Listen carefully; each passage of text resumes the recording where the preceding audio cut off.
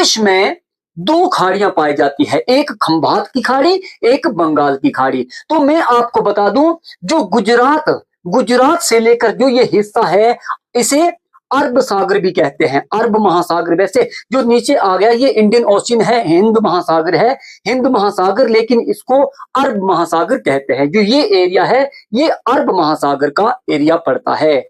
और इसमें जो गिरने वाली नदियां होती है, और जो ये गुजरात का एरिया है, इसको खंभात की खाड़ी कहते हैं। जो गुजरात के खंभात की खाड़ी कहते हैं। और जो बांग्लादेश की साइड पड़ता है, ये इस एरिया को क्या कहते हैं? बंगाल की खाड़ी। इसको बंगाल की खाड़ी, खंभात की खाड़ी और बंगाल की खाड़ी। तो मैं खाड़ी में भी और प्रायद्वीप में भी पिछली वीडियो में मैं अंतर समझा चुका हूं कि खाड़ी वो होती है जो पानी वाला वो क्षेत्र, समुद्र का वो क्षेत्र जो तीनों ओर से जमीन से घिरा हुआ होता है, और पानी का एरिया जो अंदर तक चला गया होता है। ये जमीन है और ये पानी है, तो पानी का एरिया अंदर तक चला गया होता है और तीन तरफ से वो जमीन से घिरा होता है, उसको खाड़ी कहते हैं। और जो प्रायद्वीप होता है, जैसे ये भारत हमारा नीचे वाला, ये जो दक्षिण भारत है, ये मध्य भारत से लेकर दक्षिणी भारत तक, इसको प्रायद्वीपीय भारत कहते हैं।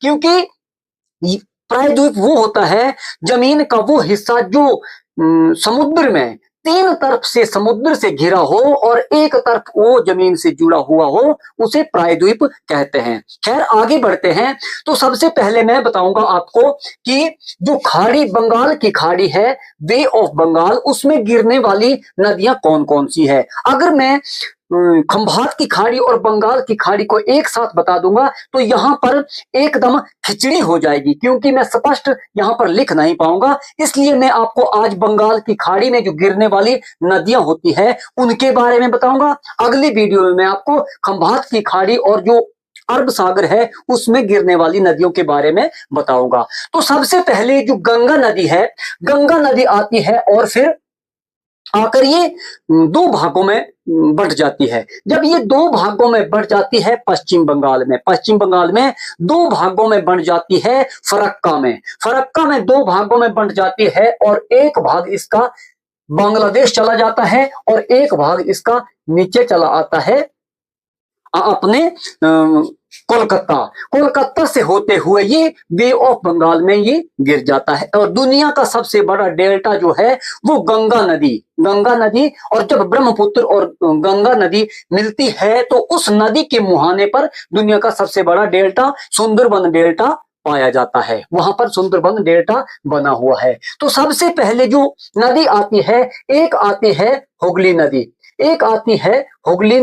वो हुगली नदी जो गंगा नदी है उसका ही हिस्सा है। हुगली नदी क्या गंगा नदी का ही हिस्सा है। और हुगली नदी में दामोदर नदी मिलती है। हुगली नदी में आकर एक नदी और मिलती है जिसका नाम है दामोदर